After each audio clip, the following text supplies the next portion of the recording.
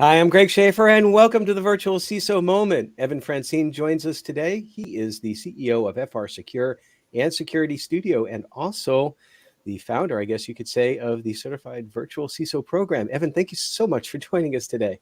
It's awesome to be here. Hey, I love the intro music too, by the way.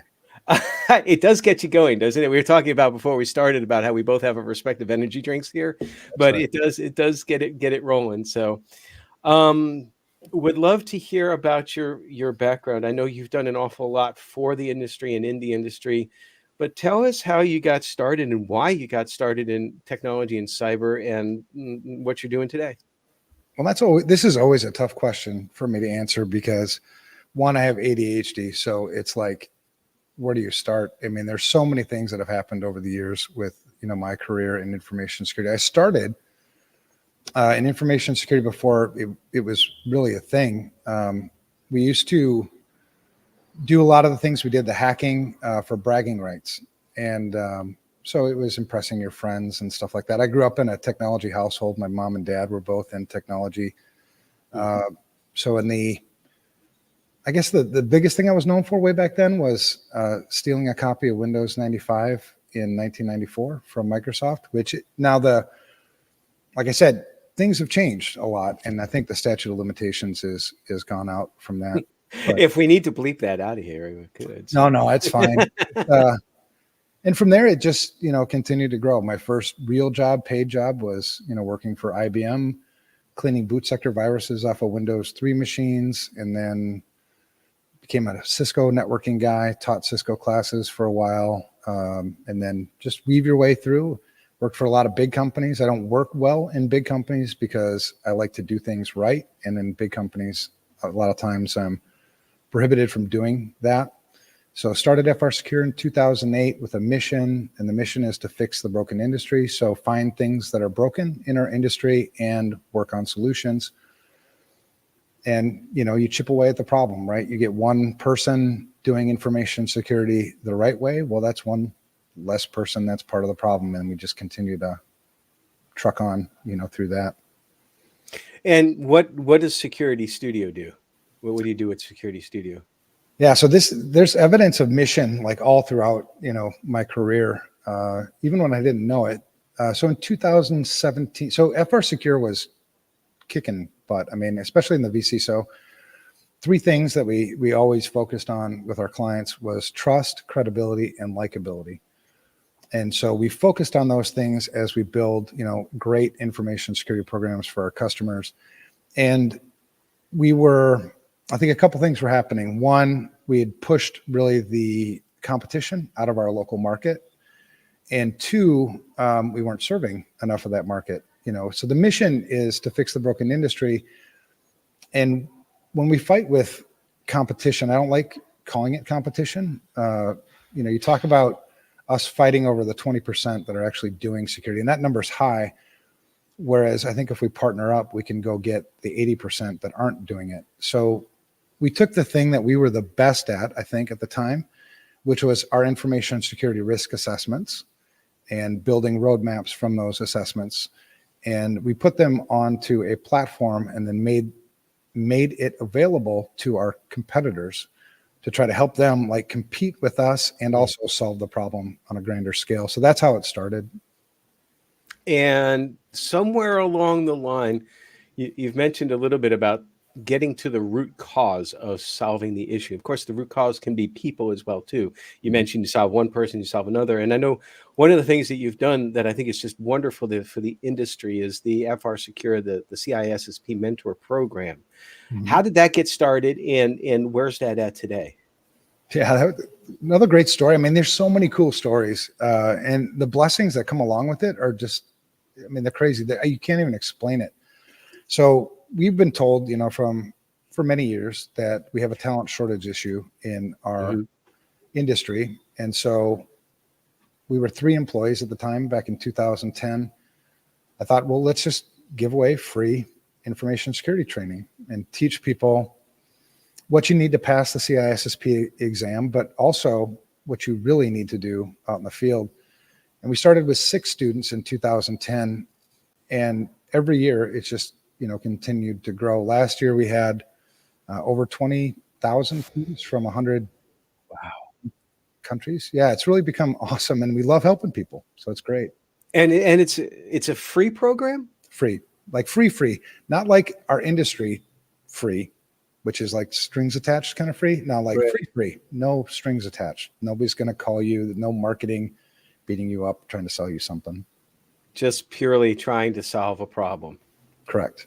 I love that. So anybody who's interested in going for the CISSP, please check out that program. They can find it at FRSecure, right? Correct. Yep. If you just Google CISSP Mentor Program, you'll find it. Awesome. Well, I know from your perspective, you've been working with SMBs for a lot longer than I have, and have seen the root cause of a lot of the problems and working to solve the problems. But today, what would you say is one of the greatest threats with regards to cybersecurity to small and mid-sized businesses?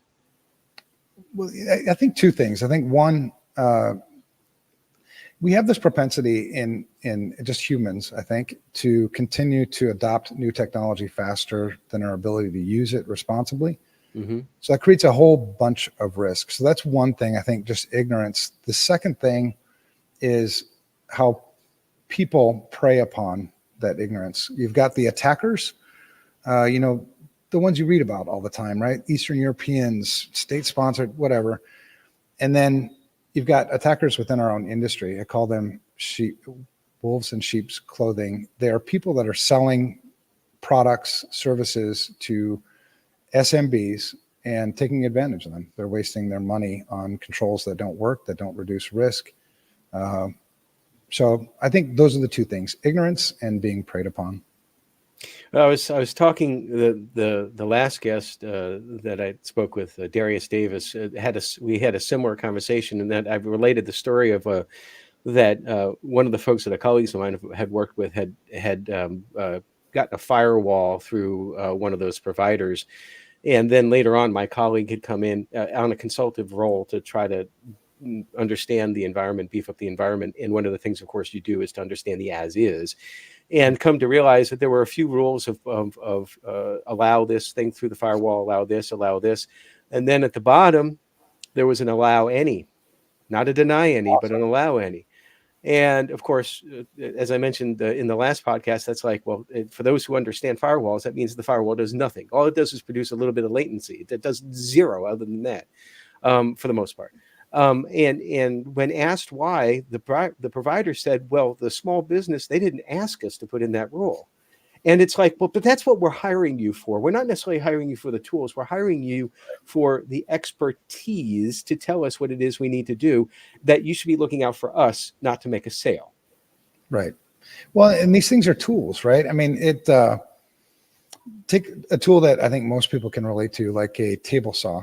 Right, a table saw in the hands of a skilled craftsman is a beautiful tool. It does great things. It's very, very valuable.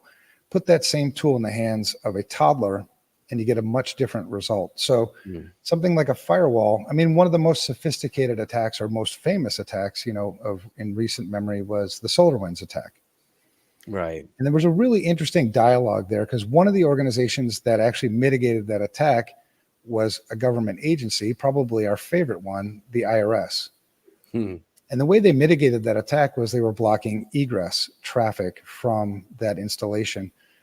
Firewalls have always been built for ingress and egress. So you talk about an any on an ingress, but take it a step further. You already have a tool. Why would you go out and buy more tools when you already have a tool in your environment that's incredibly effective at securing that environment?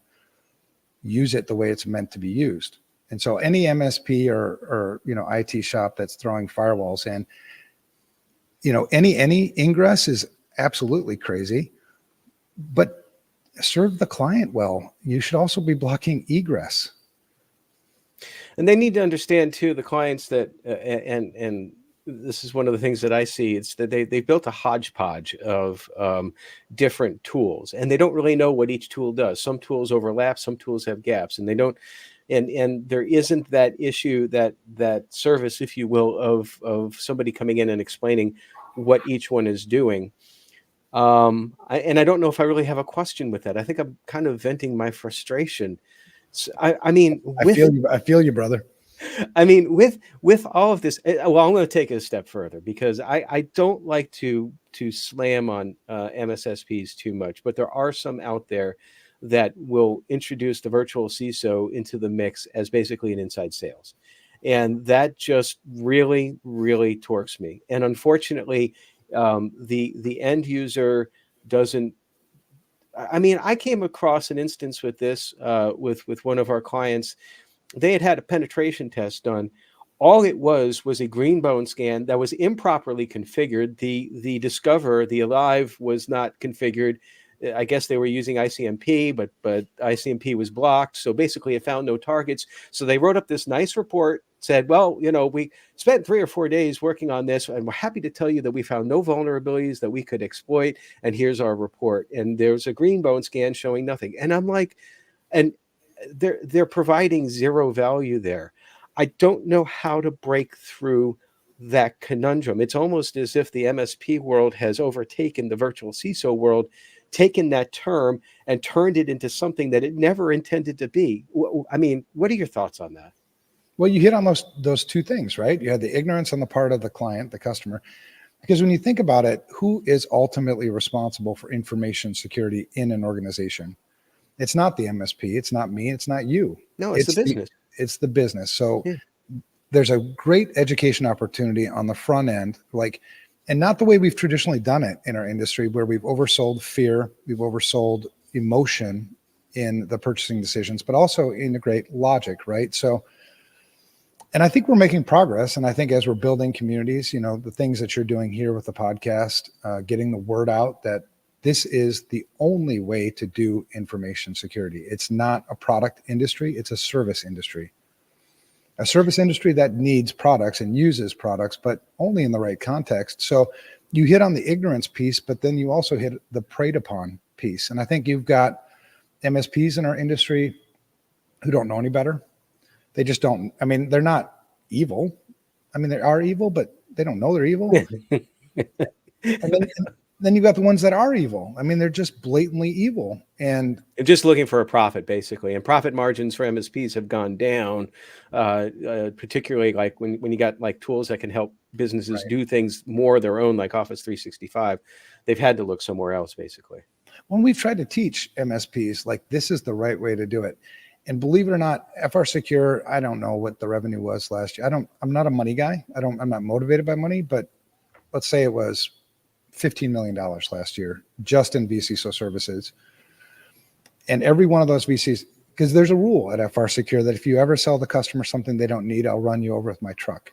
I mean, I take it that seriously. We are not here to take advantage of people. We're here to serve people. We're here to help them build great businesses with information security integrated. But in that, every one of these is essentially a multi-year contract. It's monthly recurring revenue, and the margin is somewhere between 50 to 60%. Mm-hmm. So what MSP wouldn't want that type of revenue stream if they wanted to do things right? I think there's also a lot of ignorance on the part of the MSPs, because you can use a vCISO service to sell products, but only if it's in the context of what's in the best interest of the customer based on risk, right? Where you spend the next information security dollar is on your most significant unacceptable risk, period. Exactly. And in that sense, the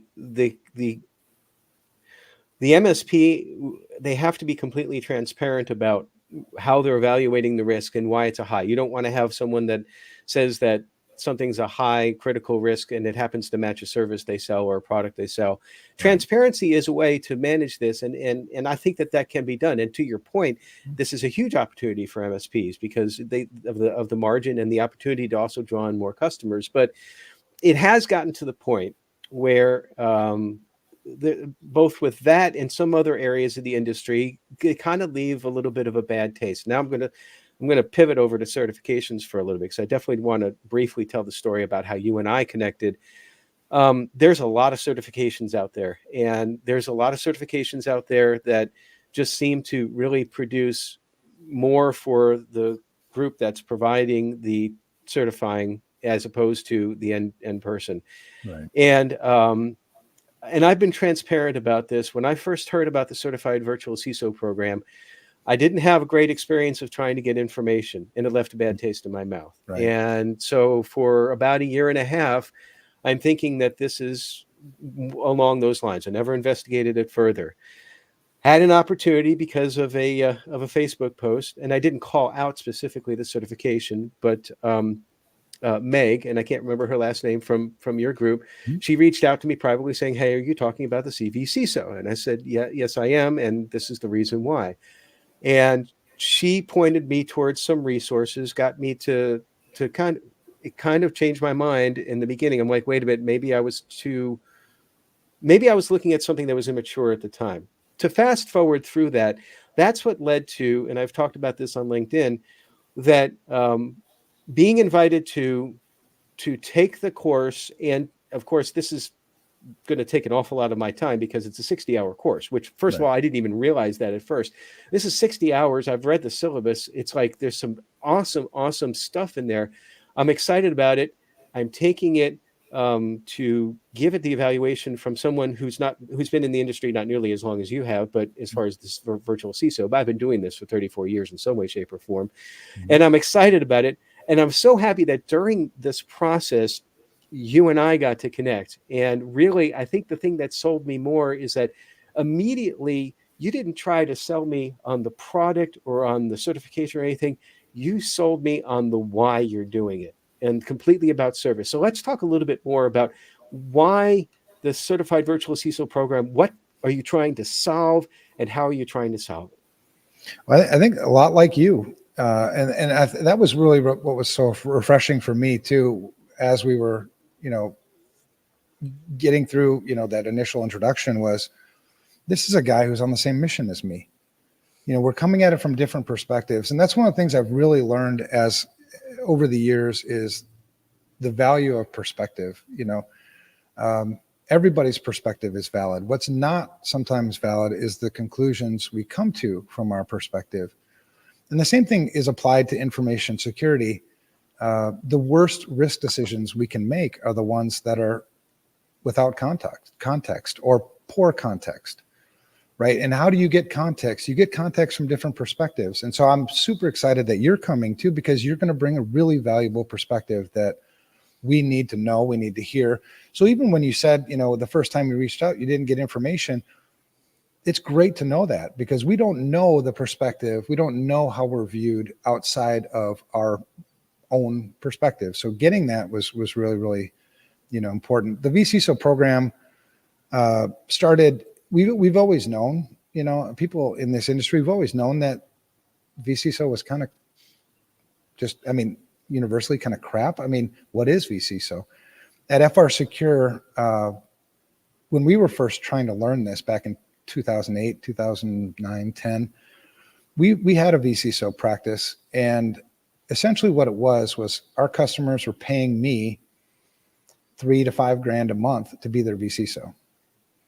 And I called them, after a while, I'm like, we're not really solving anything here. So I asked them, why are you paying me?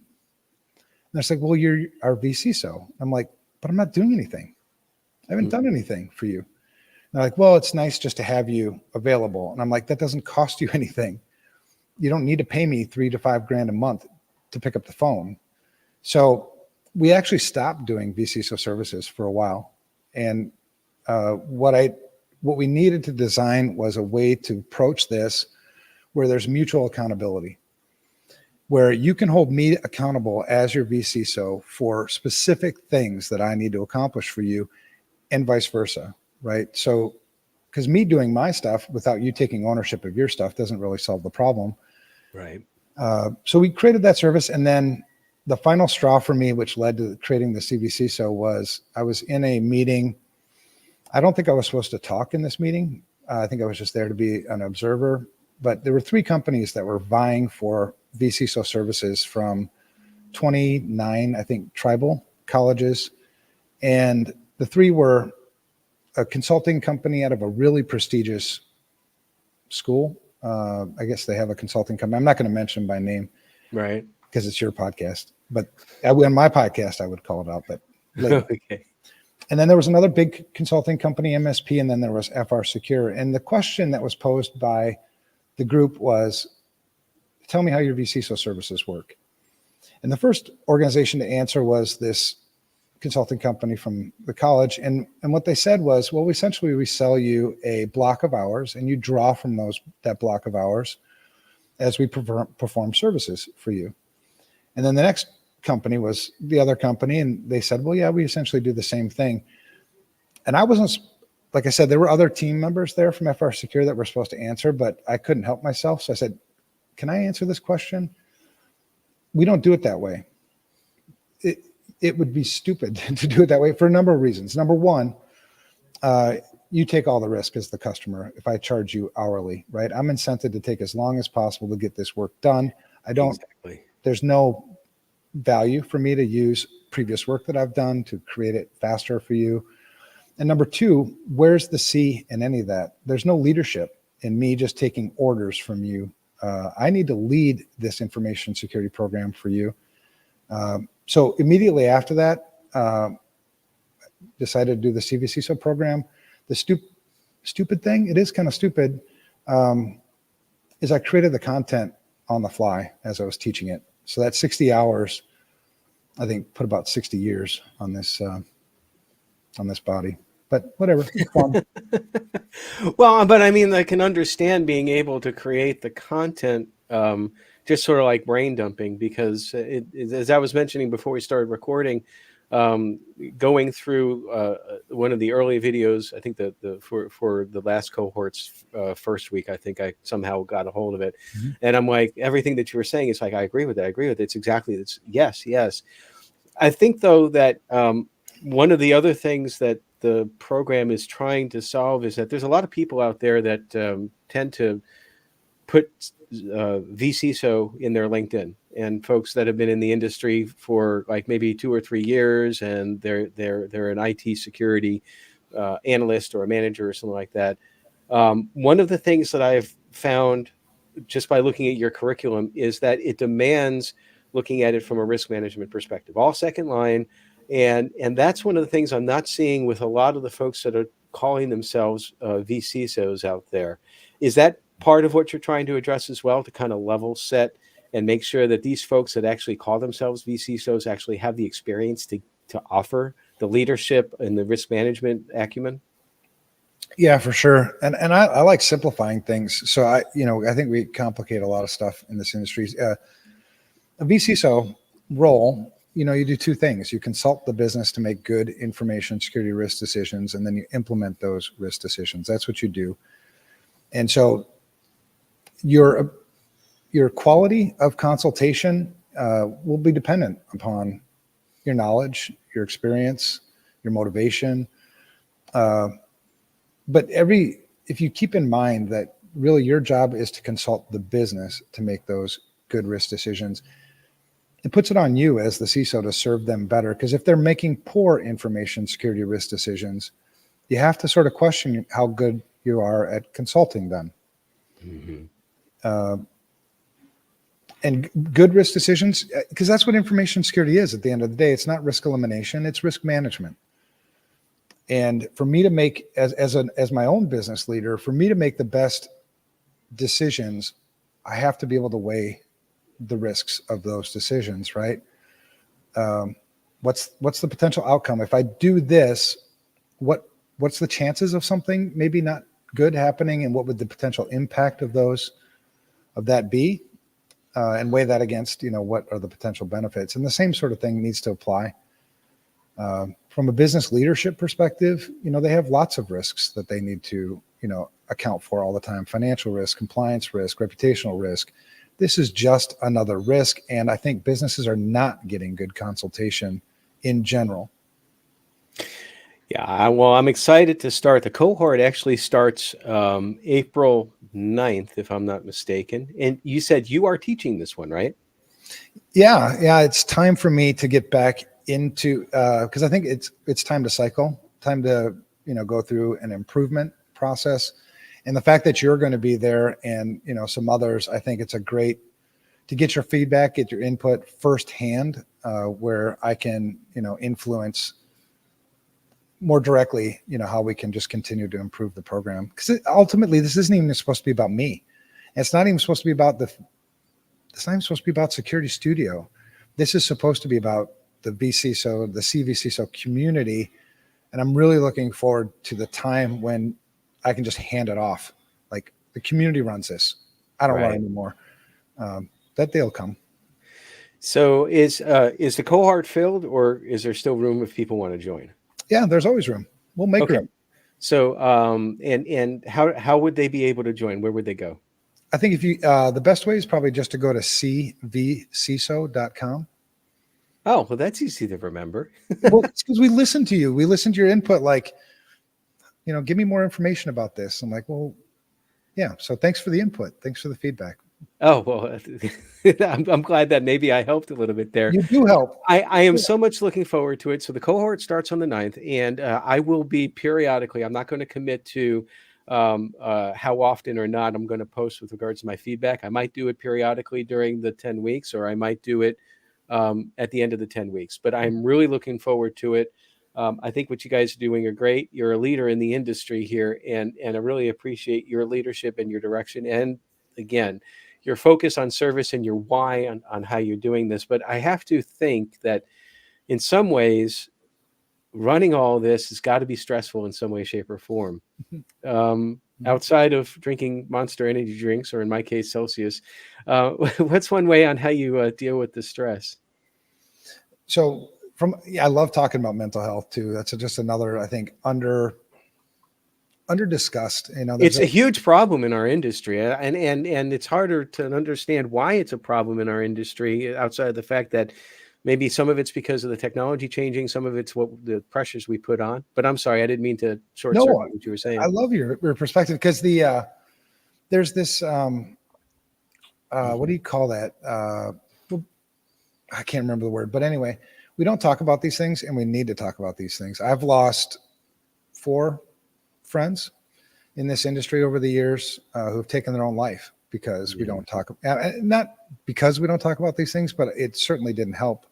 They didn't have somebody to talk to about these things. So for me, ADHD is my superpower. It's also my curse. So what makes it less cursy is self-awareness and being surrounded by people that I trust and that love me.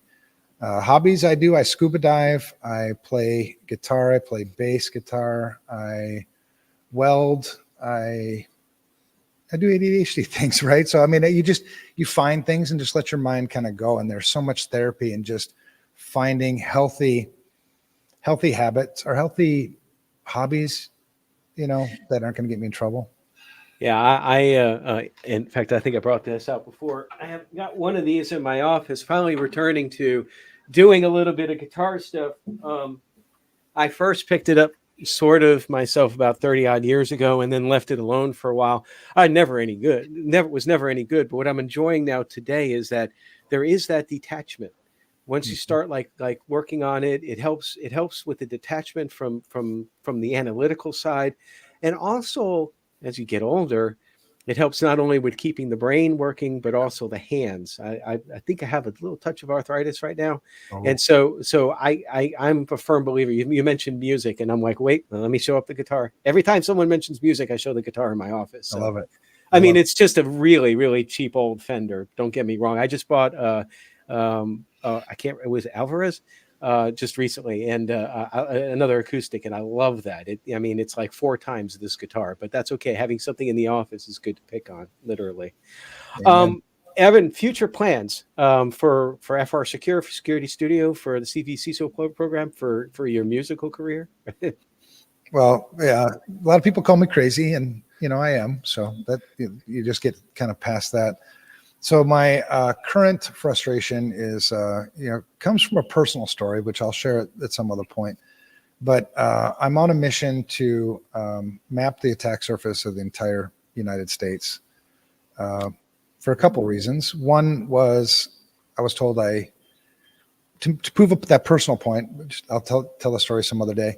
But 2, because I was told I couldn't. And 3, which is probably the biggest motivation, is we should know, the entire country, it's nothing private.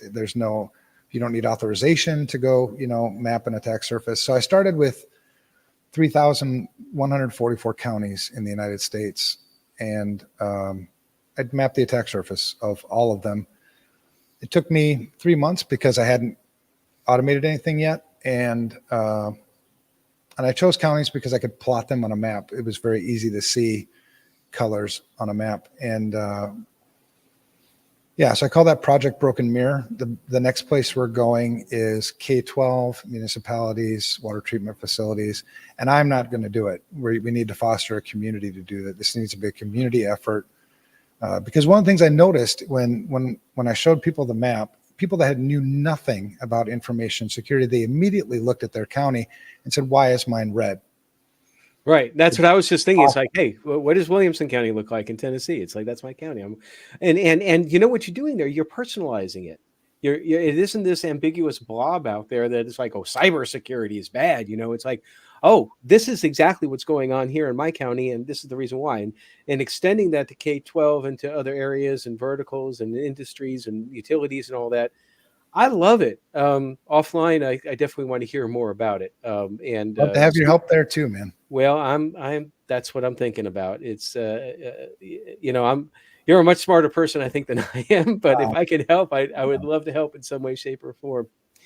Evan, it's been an absolute pleasure talking with you. It's been a pleasure getting to know you, and I am looking forward to the community. By the time this airs, it'll actually be the cohort will actually be starting in less than a week. So I'm looking forward to that, and looking forward to letting people know about it. So thank you again, though, so much for your time. I have a feeling we're going to become very good friends, Greg. So thank you. I hope so. I like Mexico. I hope you like Tennessee. Oh, shoot. Okay. Another discussion. ADHD is going to take you to the path. We're done. We'll talk about that later. All right, everybody, stay secure.